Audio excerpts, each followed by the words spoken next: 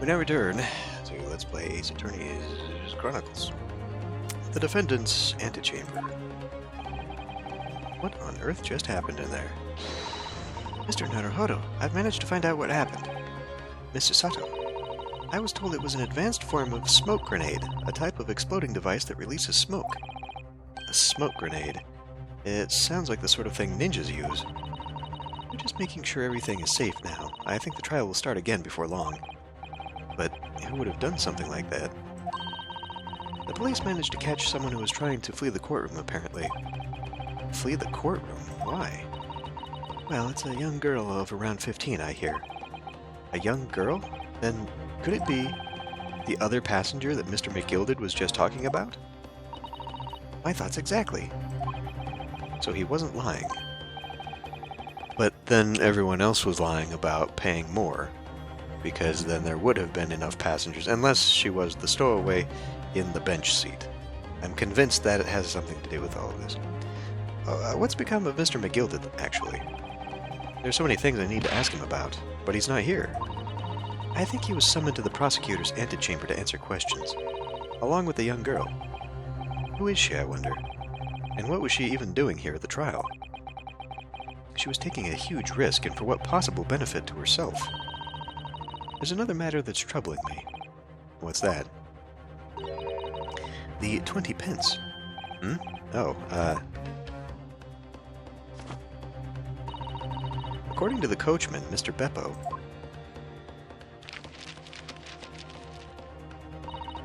he took 4 passengers that night at a fare of 5 pence each. That comes to a total of 20 pence exactly. But now it seems there were, in fact, 5 passengers. Oh, that was me. Which means the figures don't seem to add up again. She's right. That is strange. Counsel for the defense, kindly proceed into the courtroom. The trial will recommence in 5 minutes. Thank you, officer. We'll go in straight away. Well, whoever she is, I imagine this young girl will be asked to take the stand and testify now. I really can't imagine what she's going to say, but it could alter the whole direction of the trial. We'll know soon enough, Miss Susato. Yes.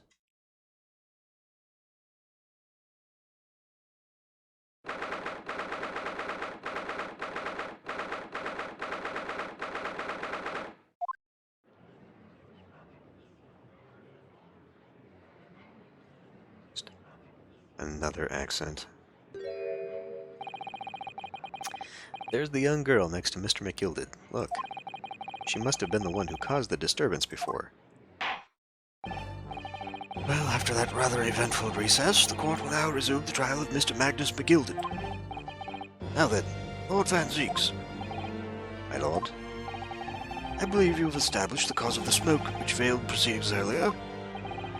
It seems to have been an advanced form of smoke grenade of the sort typically employed by the army. Good gracious, the army? What at the devil's name? It was an elaborate attempt by a young girl to cloak her escape from the public gallery, but she was caught. That now occupies the stand. Your name, girl? Are you responsible for the smoke grenade which induced such pandemonium here in my courtroom? What is the meaning of this deplorable behavior? If I may, but if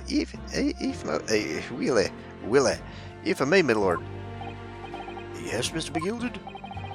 I think perhaps I no fucking A. I've lost it. I don't even know what I'm doing anymore. We've almost gone South African again. I think perhaps I ought to explain here why it is that this wee lass here was here in the first place, and why she tried to bolt like that. It's all tied up in the events of that night, so it is.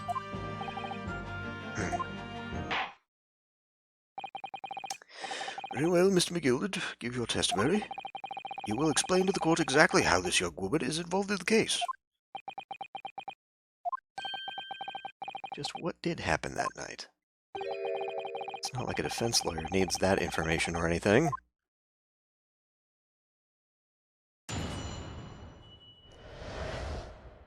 The young girl. On the night in question, I took the back seat in the omnibus and promptly nodded off. Then begorra, a loud thud and a wee screams woke me up with a fair start. Yes, I've probably been attempting an Irish accent more than a Scottish one, but talking like Willie kind of helps me to get into that. No, it's not right at all. There was a fella collapsed on the floor at my feet, so I sat him up on the seat across from me. Then I turned to find out where that scream had come from, and bless my soul, what did I find? There was a child in there, all curled up in a ball, hiding her wee self away.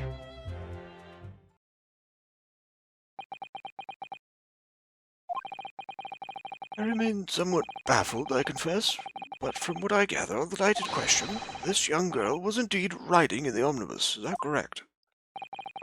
It's exactly as the defense counsel said. This lass was the fifth passenger, my lord.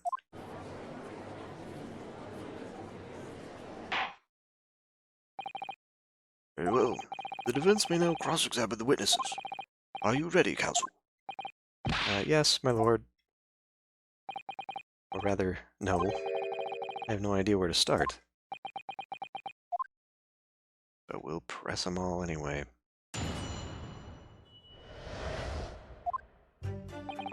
Okay, on the night in question, I took the back seat in the omnibus and promptly nodded off. Hold it!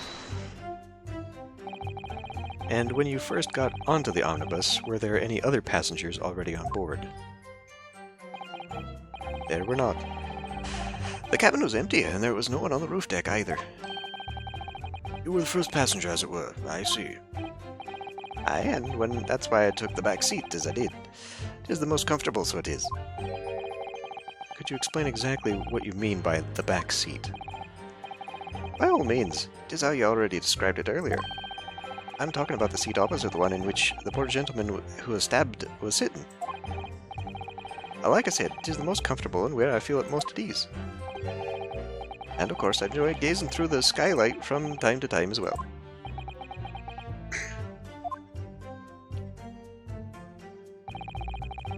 Then begorra, a loud thud and a wee scream. Hold it! A loud thud, you say, and a scream. Aye, that's right. How can I explain it? It was like the sound of someone falling to the ground. That sort of noise. So you think it was the sound of Mr. Mason falling to the floor, having been stabbed? Well, now, you'll remember I was asleep at the time, so I wouldn't like to say. Okay, but when you woke up, did you find him on the ground? That's what sticks with me. Like, there's this constant saying that he was found on the ground, and yet his body in the picture is in a seat, and the only blood stain is on the seat. And when the sound woke me up, I opened my eyes. There wasn't a soul to be seen in the carriage, but the fellow on the floor. You didn't see anyone. But at the same moment, you did hear a scream. From the seats above you on the deck floor, the roof deck, I presume? Not above me, no, my lord.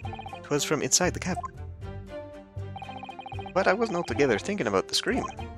No, I was too stunned by the desperate sight before my eyes. There was a fella collapsed on the floor at my feet. So I sat him up on the seat across from me. Okay, there we go. That's how we got to that. But to pick him up, presumably, he would have got blood on his hands. Hold it! You sat him up? The victim, you mean? That I did, on the seat across from me, as I said. I could plainly see the poor devil is already gone. And you wouldn't leave a dead man just lying on the floor now, would you?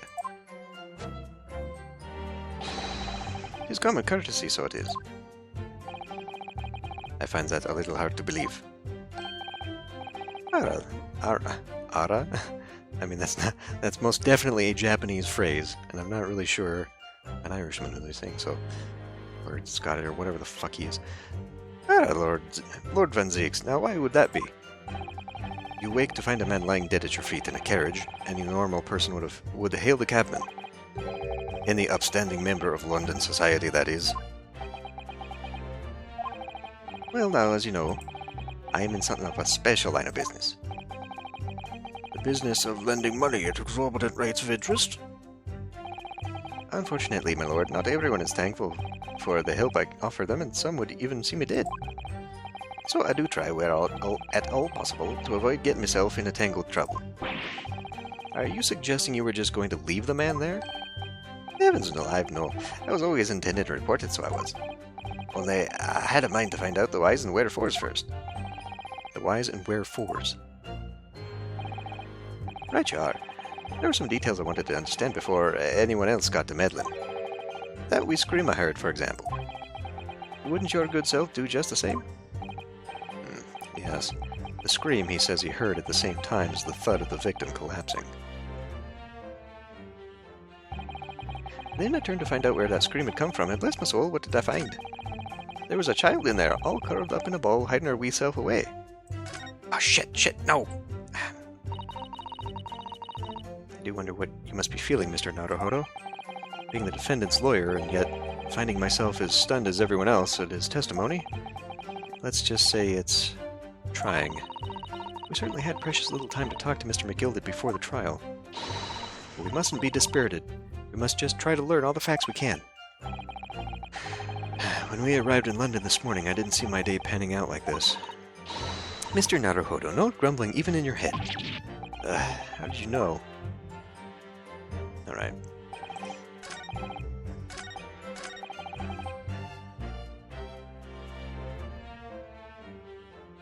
Okay, wait a minute. So, there was a fella collapsed on the floor, so I sat him up. Okay, we did that one. I don't think I pressed on this one. Or did I? And then he was like, you would have done the same, wouldn't I? Let's do it again, just in case I missed it. I'm afraid I don't understand. I'm sure you told the court that there was no one else in the carriage except yourself and the victim. So I did, sir, so I did. As far as I could see, that is. What do you mean by that? Well, now, it is a queer thing. The wee scream I heard as I woke up. It came from, if you'll excuse the vulgar expression, under me backside. Good gracious! Under your backside? And when I lifted the seat on which I'd been sitting, I found there was a wee cubbyhole there for storage. Mr. Naruhodo, we can examine the omnibus ourselves, remember? Yes, I already did that. Yes, of course, the whole bus was submitted as evidence. This would be a very good time to have a thorough look around inside. I've already done so. And that's when I found her. There was a child in there, all curled up in a ball, hiding her wee self away. Hold it! You say she was hiding herself. Aye, that's right. It was hard to see in the dim lamplight, but she was all curled up in a wee ball. When our eyes met, well, I may hardly nearly stop beating in me chest. You're really overacting this. Still and all, I pulled her out from under there and sat her on the seat opposite so I could have a wee chin wag with her. The seat opposite. That's right, just next to the dead gentleman. You sat this young girl next to a corpse, sir? Well, as I'm sure I mentioned, a gentleman in my position can all too often find himself in mortal danger. So I needed to find out just who this urchin was, you see. And while I was in the middle of talking with her, I heard another scream, a fellow's voice this time. Presumably that scream was Mr. First, who was sitting on the roof deck seats. Right you are again, I would say, sir. Looking down through the skylight, you must have seen this young girl and the gentleman with the knife in his belly. In other words, the previous witnesses did not in fact see you at all, Mr. McGildet. What they believed to be yourself and the victim was in fact this girl and the late Mr. Mason? Aye, my lord. I was, as I think everyone understands now, sat at the back of the carriage out of sight. I don't know where I'm going with this. It is certainly plausible. The defendant is somewhat diminutive in stature, and readily confused, perhaps, with this young girl. After that, of course. With the scream from the gentleman all over us, the driver realized something was wrong and pulled up the horses. Thank you, I've heard enough. The events as explained are clear in my mind. However, at least one conundrum remains. Who is the girl? Her name is Gina Lestrade, my lord. Gina Lestrade. She's a chancer. Earns her oh, fuck, I've lost it already. Earns her crust among large crowds, relieving people of their purses. Oh. What's commonly called a pickpocket? What? This girl here, a petty thief?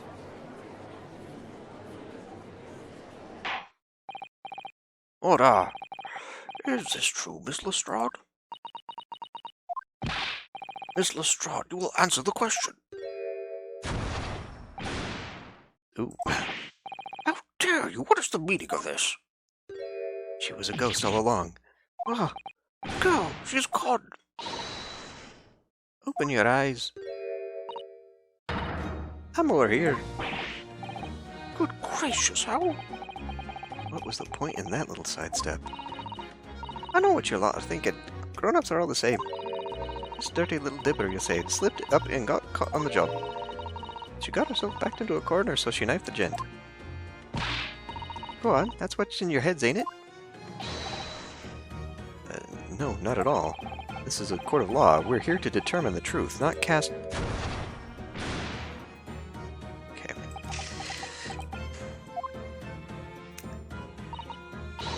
Look, knives are for cowards. Only thugs use weapons like that. All I need for what I... Is this a Cockney accent instead? All I need for what I do is these fingers. I'm a professional, alright? Maybe not in your eyes, but I got pride in what I do. Let me guess, you don't count smoke guns among weapons for thugs? Oh, yes. Yeah, this is in a bag I lifted the other day, down where they keep the four-wheel drags.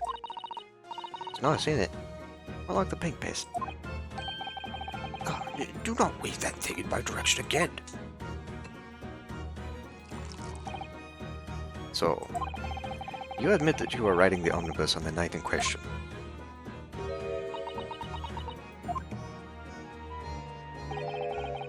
It's alright, lass. You can tell them the truth now.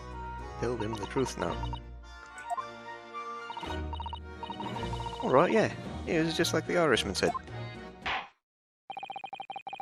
The court accepts this girl, Miss Gina Lestrade, as a valid and significant witness in this case. I almost thought he was going to say, well, we will accept this girl into evidence. Accordingly, young lady, we will now hear your testimony, if you please. You will tell the court exactly what happened in the omnibus on the night in question. I don't know why he's suddenly gone so nasally. You alright if I have to?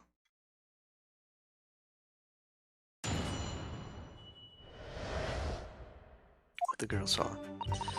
So I snuck inside the carriage before I was hooked up to horses, just like always. But it was a right old waste of time. I got nothing to show for me troubles that night. I'll tell you, you can't see a blind thing in that hiding place. It's pitch in there. And after a while, I hear this loud bang. Nearly jumped out my skin, I did. And the screen just came out. It's because of that this swell found me. He did help me get away, mind.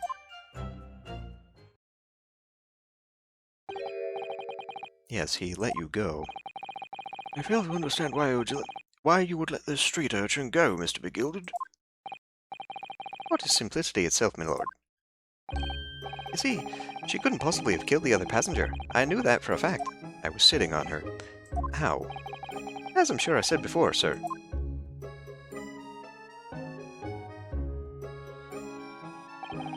I was sitting right on top of the place where she was hiding herself. I think a demonstration is called for. You've already in here. This is where I sat that night. And the cubby hole of which you have just spoken is underneath his seat, I presume. I like how they figure if you're too dumb to go in and examine and notice the damned handle and find this place yourself, they're just like, look, this is where it was, dummy. Yes, it does appear just large enough to accommodate someone of the girl's stature. Aye, but of course, the wee lass was stuck in there. But I'd parked myself on the seat for the duration. Ah. So you see, that's why I let the last bullet. I knew that if the police found her there, they'd automatically assume she'd done it. I bet I couldn't live with myself if a young life was ruined when all the time I knew she was innocent. Even though you must have realized your action would result in your own innocence being called into question? Not at all, my lord, not at all. I knew in my own heart that I was innocent. So, I thought it was worth taking a punt at my own good name for the sake of this less fortunate lass. My goodness, what was your act? What a perfect gentleman. My lord, this fine example of a man cannot possibly be guilty of a heinous crime like this. I'm ashamed of myself for ever doubting you, sir.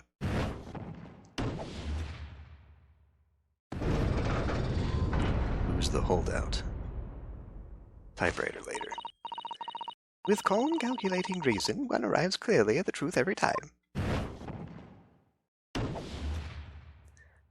I'm only assuming that we're going to be staying here for quite some time, and I will probably have to remember their accents, because why else would you introduce this scales mechanic if you were not planning on putting it into the game more than once?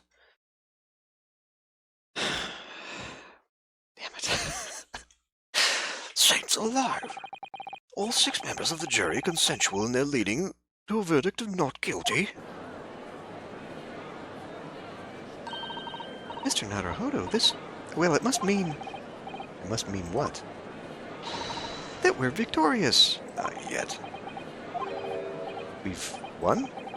Are you sure? Objection!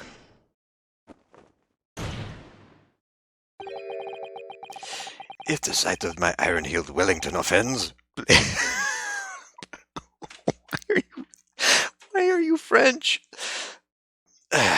Pray do not forgive the discourtesy.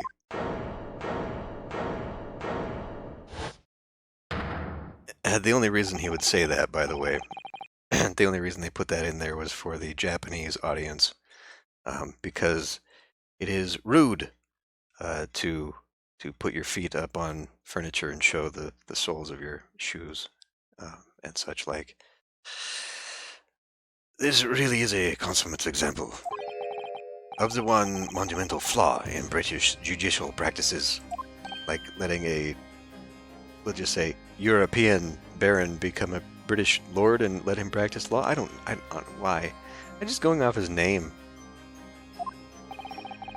Where evidence and reasoning should be paramount, emotion rules the day. Letting it slip through, sir. Emotion. The witness's last statement gives us clear insight into his true nature. What do you mean, his true nature?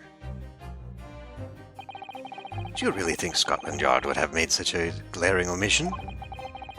After the incident, the omnibus was comprehensively searched by officers of the police.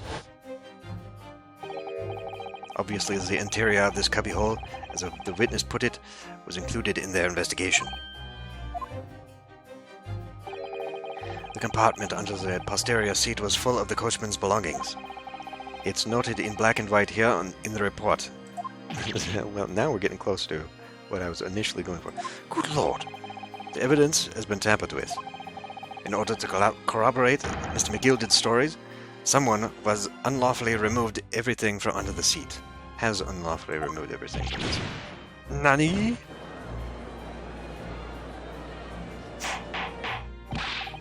Order! Order! How could such a devious contrivance possibly have been effected, counsel? Naturally, we must acknowledge the deficiencies of the constabulary in allowing this to have happened. However, I assure you, when the omnibus was wheeled into the courtroom this morning, the compartment under the seat was not empty.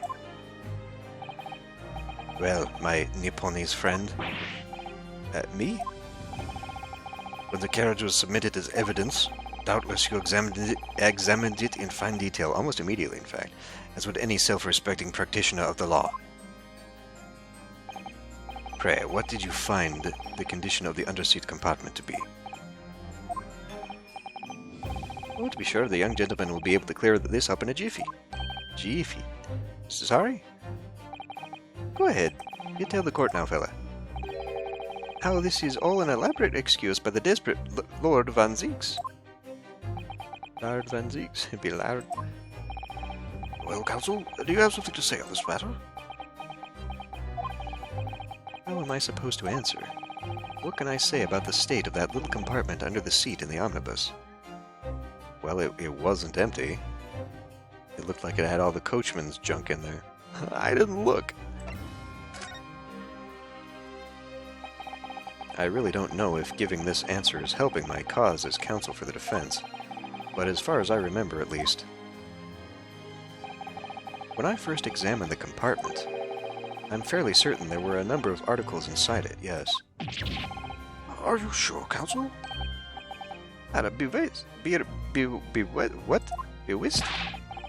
What are you saying now, you daft dog? I thought you were on my side here.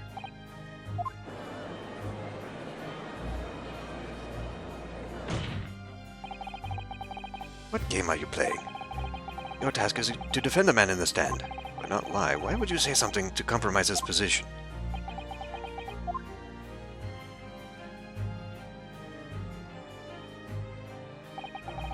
As the advocate for the defense in this trial, I confess I'm still not entirely sure where I stand. But it seems to me that I should state what facts I do know as clearly and honestly as possible. Interesting. 'Tis not altogether pleasant, fella. I'm simply telling the truth, Mr. McGilded. Well, don't forget that you're supposed to be representing my best interests here, lad. Now then. A fellow's memory is a curious thing and not altogether reliable. No, the court must consider the facts. That there cubbyhole under the seat is as empty as the devil's heart, so it is. Do you think perhaps it would be in your best interest now to admit that you might have been mistaken? So that's what the smoke was meant to cover. But why? Why do I feel like something's not right here? I should like the jury to weigh in on this matter, I think. Jesus, here we go again. That compartment is designed to house equipment used to maintain the smooth running of the carriage. The Guild's rules state that omnibuses should be— I don't even know what I'm doing right now— should be properly and fully equipped at all times. So it certainly wouldn't have been empty on the night in question. Beppo isn't that irresponsible. He's definitely shifted his accent. That money-lending fleecer, the pig purse, are lying.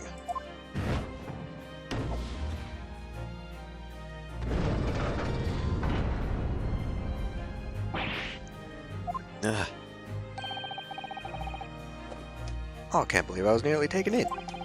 The stinking rich are always stinkers. Nothing but cowards, a lot of them. What? Oh, no. It's a trick. Of course it's a trick.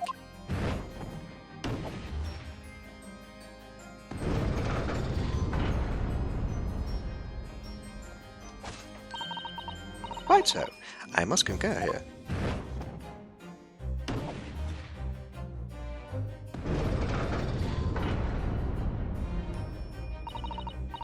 With calm, calculated reasoning, one arrives clearly at the truth every time. Alright, yes, but every time a different truth, it seems.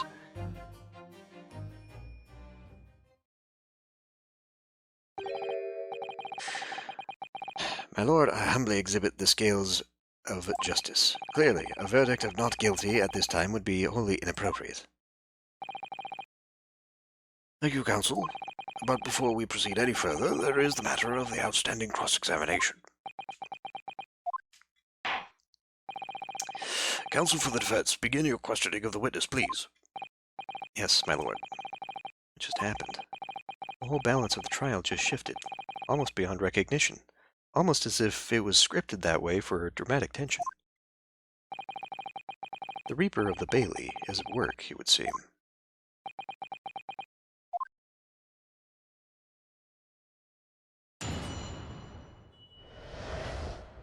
What the girl saw.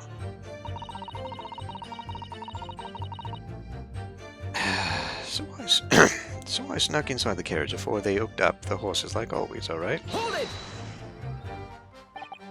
So you were already in the omnibus before it even set off on its run? Hell yeah! I mean, what's the point of spending a joey to make a few bob, eh? That's a rum idea, isn't it? I suppose she means there's no point spending money to make money. It actually makes sense. And goes against traditional... whatever. Counsel, may I remind you that this girl is a petty thief. Kindly refrain from entertaining her tenants. Well, that does clear up the little mystery of the fares and all. 4 paying passengers at 5 pence apiece, making the 20 to which the cabman testified. And 1 little scapegrace riding for free. A red conker of a driver always goes for some grub before his last run, see? So that's when I'll slip into the carriage and get yourself hidden under the seat. Nice and easy, right? But your hiding place is a storage compartment, full of equipment for the coach, no?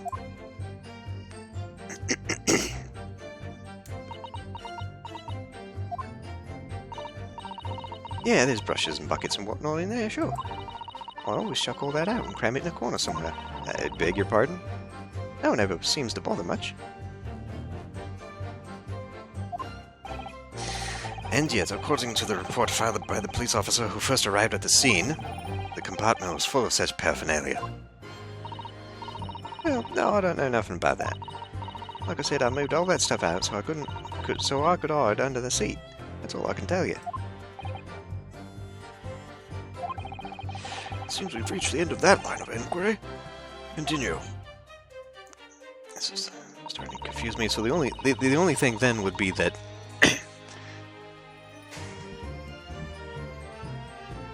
he's clearly trying to protect her innocence, right? I am suspect now that the smoke bomb was in fact a moment to somehow go in and take all the shit out of there so that the story could be concocted that that's where she was hiding. Which means that she was not in fact hiding beforehand, that she must have been on the carriage, did in fact pay her fare, and snuck in through the top, because that is where we saw the latch that could be opened. So the question then becomes, how were the others coerced into corroborating a story? Not necessarily ones from the inside of the cabin, but clearly the guys on the outside of the cabin all agreed to something. It was a right old waste of time. I got nothing to show for me troubles that night. Hold it! A waste of time? Why is that? Well, most nights I'm on my own in the God Permit at least some of the time. What? On my own in the God Permit at least some of the time? I beg your pardon? Did you say God Permit? Oh yeah, well, that's what my con call it. You'd say the omnibus, I suppose. Point is, any normal run, carriages ain't got no one in it for a while. And almost Australian there, and that's why when you come out of your hiding place and get away, that's it. Only that night. That cove was sat on me seat from the start. And he didn't budge the whole way, did he? Not 1 inch. I was totally stuck. You mean to tell us that you were present in the carriage for the duration? You were under the seat the entire time while events unfolded in the cabin? Yeah. Right, mister? Right, mister? To be sure. I was as shocked as anyone. You don't expect to lift the cushion you've been sat on to find a child now, do you?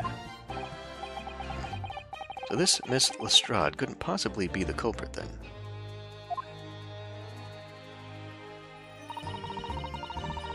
I'll tell you can't see a blind thing in that hiding place. It's pitch in there. Hold it! So you couldn't see out into the cabin at all. Not a jot. Most days I push the cushion up with my head and look out the crack. Then I can have a butcher's at who I'm going to fiddle. I thought you were a pickpocket, not a butcher. Wait, I can have a look. The seat I get under ain't as plush as the other one, see? I've lost her accent. So most of the time, passengers plant themselves opposite. For some reason that night, this here Irishman spent the whole journey right over my head. And for that reason you weren't able to push the cushion up to peek out, I see. Naruhodo. Truth is, I ain't too happy in small dark places. I'm almost going Eric Idle. Feels too much like being thrown in the clink. But it's the only place to hide in them carriages, so it's Hobson's choice. Why doesn't she just stick to picking people's pockets in the open then? I'd say there's some reason that she's not letting on, judging from her demeanor.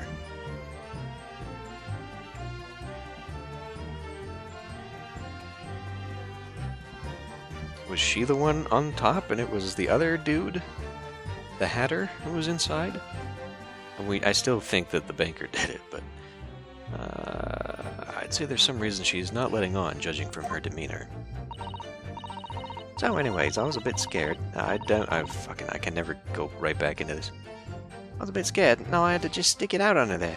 Nothing else for it. Then after a while, I hear this loud bang. Nearly jumped out my skin, I did. And the scream just came out. Hold it! When you say a loud bang, do you mean the noise of someone falling to the floor? That could have been, I suppose. I don't remember so well. Point is, made me jump. And you let out a scream involuntarily. That's right. And then I felt the cushion over my head get lighter all of a sudden. Presumably when the defendant got up in order to help the victim, yes. Or not. It could equally have been the moment the accused stood in order to stab his victim, could it not? Little girl, did you see what happened at that crucial moment? Yeah, I saw it. I pushed up the cushion and had a quick butcher's while I'd had the chance, didn't I? The Irishman was sitting up, though, what had fallen on the floor on the seat opposite. That matches Mr. McGilded's account, of course. But then, the fella suddenly turns round and looks right at me. I sunk back down again, but it was too late by then. I should never have risked looking. It's because of that the swell found me. He did help me get away, mind. Why? Hold it!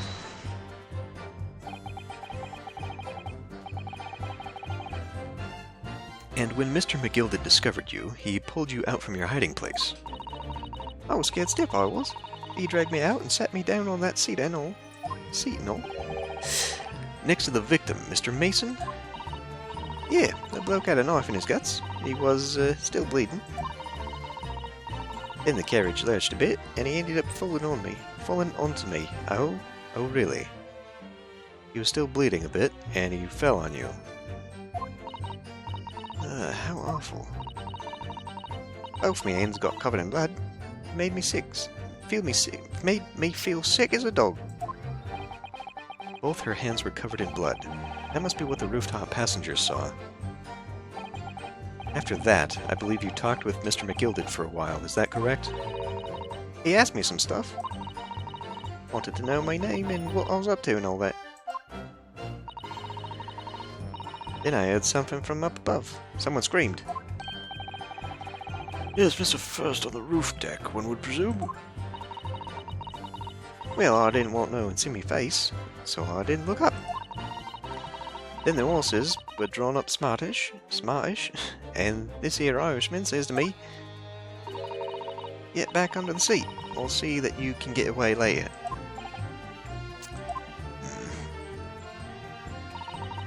All 6 members of the jury had decided the defendant was innocent. For one brief shining moment, yes. It's clear that they are still very unsure.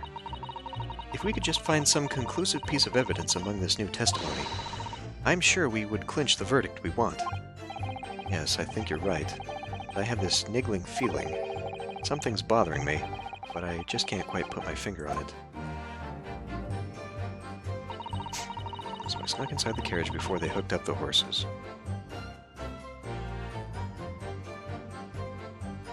So, there's the pressing thing, right? And then I can push it further? But it was a right old waste of time. I got nothing to show for me troubles that night. I tell you, you can't see a blind thing in that item place. It's pitch in there. After a while, I heard the slam bang, nearly jumped out of my skin. Scream came out. I don't think I have any evidence whatsoever.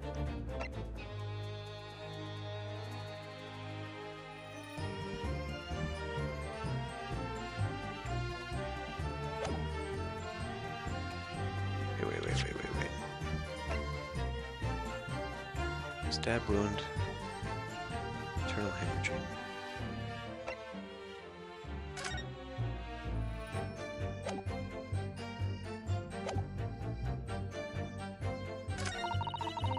Because of that, the swell found me. He helped me get away.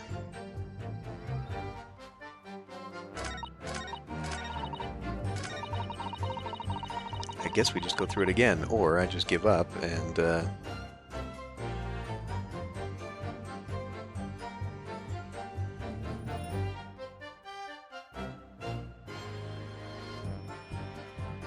select any option.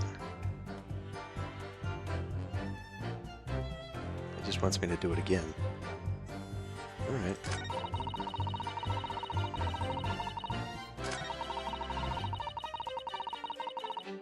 Hold it! Already. Alright.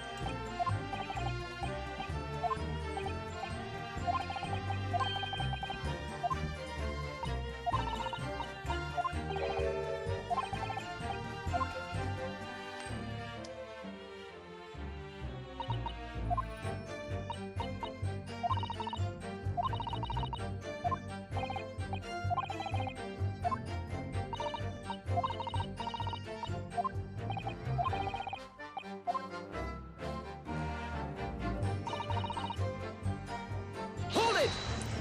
We literally went through all of this before.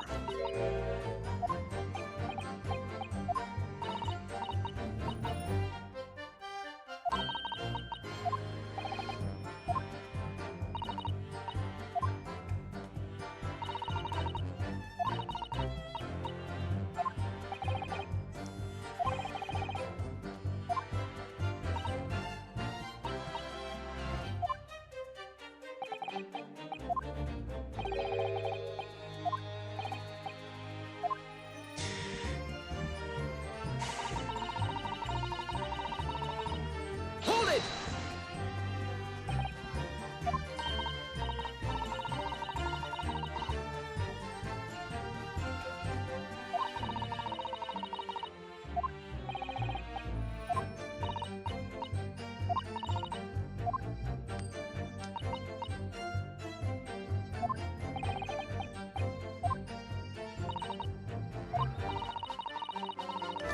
Well, now.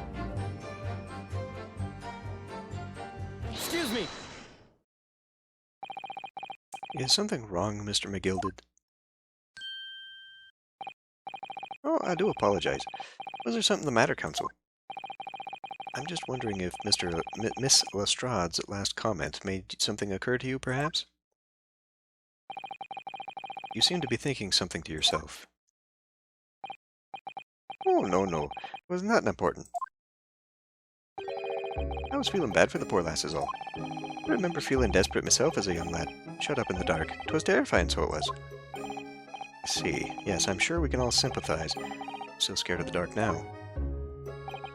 Aye, and I don't know what about yourself, but I find that the darkness seems to be making everything you hear seem that much louder as well. She doesn't seem to like that. Yeah. Oh, I suppose it does. Maybe. Miss Lestrade, did you hear something that night? Anything? An unusual noise, perhaps?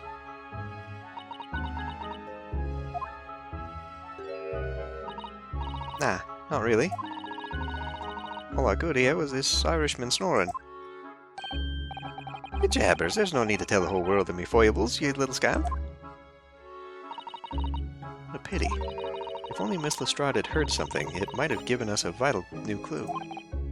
Yes. What should we make of that last statement of hers? Now, she said a loud bang. She heard the people upstairs. It's profoundly important. How could you have heard anything if you couldn't hear anything? I guess. I mean, these are really false choices here. My lord, I believe the statement just made by the witness is profoundly important. Profoundly important, but all she said was that she heard nothing. Yes, which is profoundly important. I'm almost sure of it. I'm almost sure that I don't understand the inner workings of your Oriental mind. Counsel, God, this is pedantic without trying to be completely racist, but that's exactly what the original thing would have been. Nevertheless, Miss Gina Lestrade, you will supplement your formal testimony by repeating that last statement, please. What? Supplement? What are you on about? Don't give me all your fancy talk. I know what you're trying to do. But it won't work on me. That's right. Insult the judge. Always a good move. What was straining me is to work out what was going on.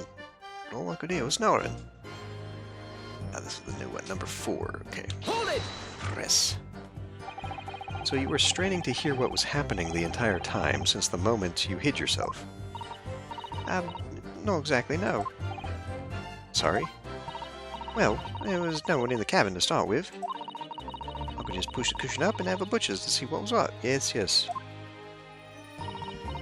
But then, when I saw this swell getting on, got me head down so he didn't notice me. And Mr. McGilded sat on the seat under which you were hiding, correct? Yeah. Would you Adam and Eve it, eh? What a mug. So then all I could do was listen. I was waiting to jump out of there as soon as I heard him leave, you see. But would he? Not likely. Even though he stopped here and there, I never heard the door open. That's a vital clue right there, so it did come in through the top. Never heard the door open. So I just had to stay put and listen to him driving his pigs to market, snoring like an old doggy he was.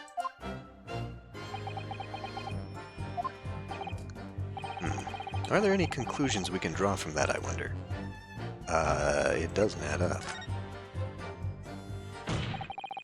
Miss Lestrade, what you have just told the court is clearly at odds with the facts. At odds? Are you sure, man? Absolutely. It seems my learned Nipponese friend is not as dull-witted as I feared. So Van Zeeks realized it too. I'm glad the both of you did, because I'm not quite sure what you're onto. Aside from the didn't hear the door ever open thing. Counsel, I must insist that you bolster your claim with evidence, or some complicit party's name at the very least. Yes, my lord. I expect you to demonstrate this alleged contradiction to the court. According to Miss Lestrade, whilst she was hiding in the omnibus that night, she heard nothing but the sound of Mr. McGilded snoring. But think, Ryunosuke, think. There's something else she should have heard. Well, if he got on first, there was another passenger in the carriage. Very well, my lord. Allow me to elaborate. On a particular sound that Miss Lestrade could not have failed to hear on the night in question. The sound very clearly explained by the presence of the following person. Take that! Thrice-fired mason? Yes, my lord. The sound that Miss Lestrade cannot have failed to hear is that of the victim, Mr. Mason, boarding the omnibus.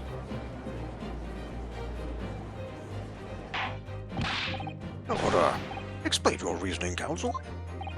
Miss Lestrade, allow me to confirm something. You claimed earlier that you were the first person on board the omnibus, is that correct? Yeah, of course I was. I got on while the driver was in the pub, didn't I? And the next person to board the omnibus was Mr. McGilded. That it was. Not a soul was in the cabin when I climbed aboard. At least not in plain sight. So you were, to all intents and purposes, alone in the enclosed cabin of the omnibus at the time. Did I not just say as much? I wasn't traveling with anyone else, if that's what you mean. Yeah, I saw him get on, remember? We've gone to the other side of the world now. through that crack under the seat cushion. He was on his own for sure. And from what we've heard, the carriage made a number of stops after that on its onward journey. During which time, did you not hear the door opening or closing at all? Nah, I never heard it. That's exactly what I was listening for, weren't it? Waiting for this swell to leave. In which case, when and how did the victim end up in the carriage? We know that the victim collapsed inside the enclosed cabin of the omnibus. Therefore, Miss Lestrade's statement about what she did or did not hear is at odds with the facts.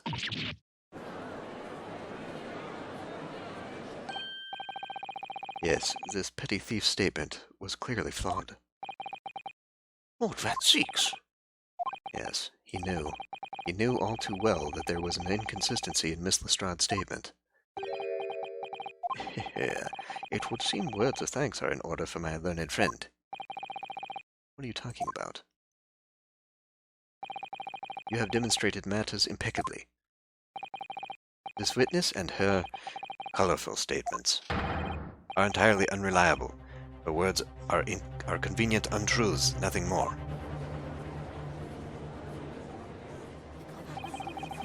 He's dead right. The victim possibly not aboard of the omnibus. It makes no sense whatsoever. This girl is a pickpocket. Let's not forget that. Granny?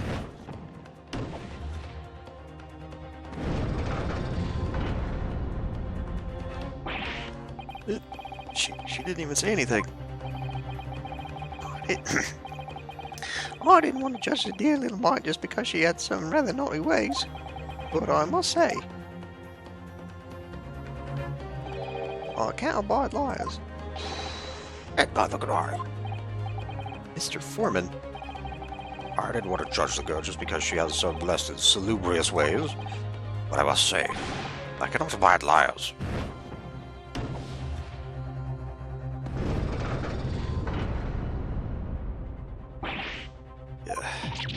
Mr. Naruhodo, that's 5 jury members leaning towards guilty. You, sir, quite the lush. Well, how your consideration for others is refreshing, my Nipponese friend. To the considerable troubles you have spared me.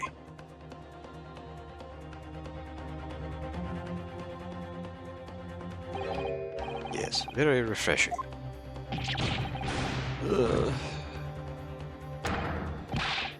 What are you playing at? Have you forgotten who you're working for, you useless Eastern Amadan? What the fuck does that mean? This is carnage. It's perfect. Juror number 2 is the only one left. Mr. Naruhodo, the way this is going, I know, if we can't find some new way to convince everyone of Mr. McGilded's innocence, the judge will rule, and we'll have lost. I very much want to believe the words of one of London's most respected gentlemen, but those of us in service know we must accept hard truths. Hold it!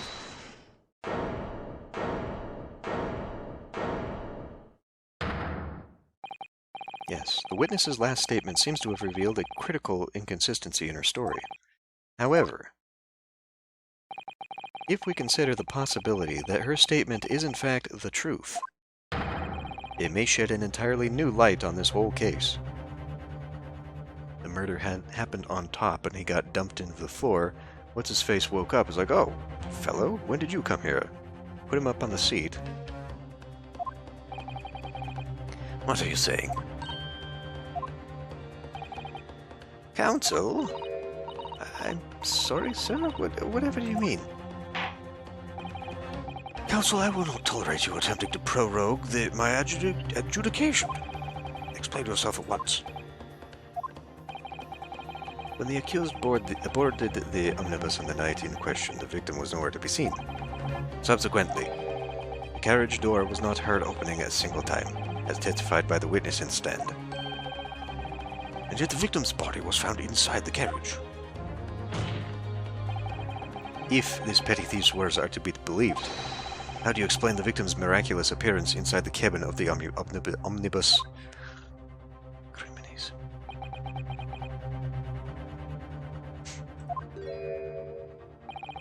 There's only one way to explain how the victim came to be inside the carriage.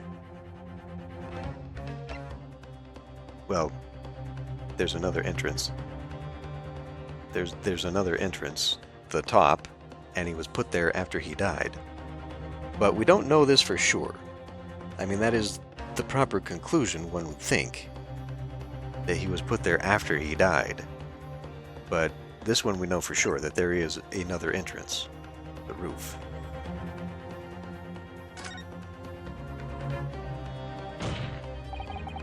But the music hasn't changed. If the door wasn't opened even once, the only explanation is that the victim entered the enclosed cabin some other way. Objection! I wondered what new fantasy you would come up with in your blind panic. But behold, the omnibus is here for all to see. But there's the latch in the top. Only one side of the enclosed cabin is furnished with a door, the other has only windows. Fixed windows, which cannot possibly be open. In short, there is no entrance to the cabin other than the door. Objection! But there could be. There's one possibility you haven't considered. Oh, really? Yes, one other way inside that isn't the door. Another opening, the use of which allowed the victim to appear inside the enclosed cabin. All right, counsel. Defense will identify the location for the court. Is the omnibus on which the incident occurred? Where on earth is this entrance by which you propose the victim entered the cabin? Take that! The answer is obvious. It can only have been the skylight. I say, the skylight. Objection! Your ludicrous proposal almost has me lost for words. However, Objection! The skylight may well be large enough for someone to pass through. Objection! so you claim. But do you have a shred of evidence to support your addle-brained theory?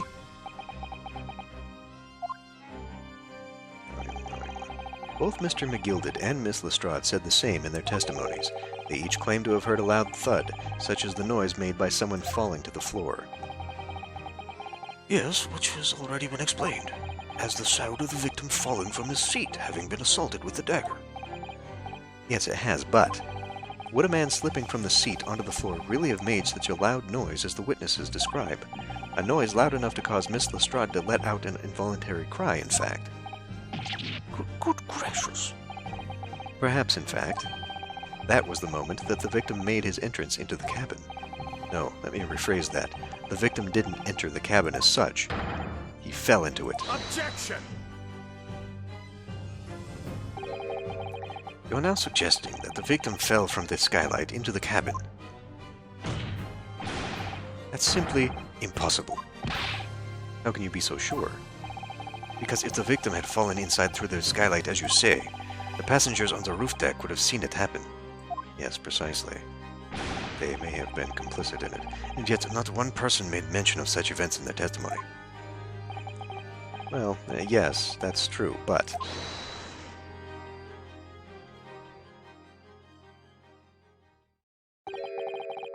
might a humble fella make a wee comment here? Mr. McGilded? To be sure now, the two fellas who were sat on the roof that testified before said nothing of the victim falling through the skylight. But it seems to me, my lord, that 'tis not so much a case of them not saying, but... Hey. 'Tis a case of them being unable to say. What? I think perhaps the two fellas do be having something of a compelling reason not to mention what happened. Would you not agree, fine ladies and gentlemen, fuck me, the jury. Oh my goodness, surely not. There's two chaps on the roof. You mean the ones who stuck that knife in the man were...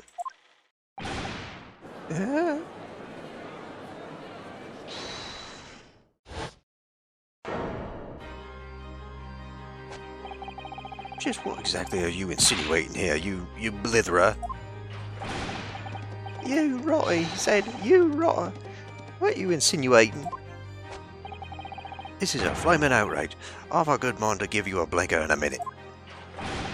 He'll give you a shiner in a minute, he said, and so would I. Mr. Fairplay, you're effectively accusing me, a city gentleman and a well-respected banker, And me, a very angry hatter. a mad hatter, you might say, suggesting that someone like me could have stabbed that man in the guts. It's a disgrace. It's scandalous. You've already proven that you're not a reliable witness, you bugger. I protest in the strongest possible terms. It's right, I'll protest too. About you, you rotten scoundrel.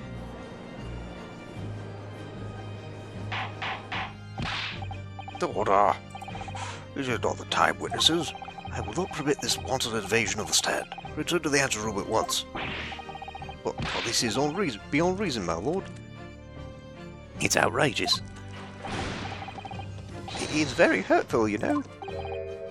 My lord, if I may comment. Go ahead, Lord Vandelzeeks. It was the defense that incited this outburst from the witnesses. My learned friend has seen fit to abandon all protocol and accuse witnesses without proof. Accuse? I never intended to. It seems, young Nipponese, that your command of the English tongue is vaunting. I speak several different accents, after all. You proposed to this court that the victim fell through the skylight from the roof deck of the omnibus. That hypothesis cannot possibly stand without the rooftop passengers being aware of the events. You have branded these gentlemen liars, have intimidated their criminal guilt. Intimated their criminal guilt. In our British courts of law, that is what is termed a baseless accusation. I know I was rash to put this idea forward without any actual evidence, but you can't just dismiss it without a second thought. What are we wasting time for? Get them to testify. Well, I thought there was something fishy about that half of the moment I laid eyes on the fellow. We have to see this matter through now, one way or another. If there's filth and rubbish in our midst, we must dispose of it at once. I actually got some voice acting for that. What's happening, Mr. Naruhodo? The spectators in the public gallery are in a complete frenzy. Mr. Fairplay and Mr. First. My lord? You will take the stand again and make another formal testimony in reference to the indictment brought by the defense. Yes, my lord. I didn't come here for this.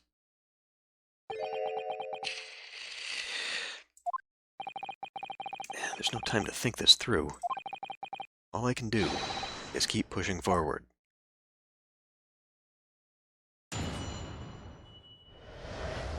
Okay, but we will recommence with that next time.